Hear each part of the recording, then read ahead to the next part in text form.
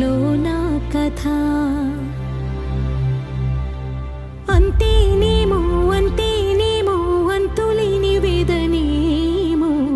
ఆడపిల్లను కదా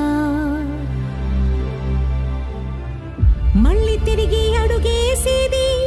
వచ్చిపోయే చుట్టూలానే నేను పుట్టి పెరిగిన ఊరికి ఇంకా పైన పొరుగురిదాన్ని కట్టదాటి గంగ నేడు కంట పొంగెనే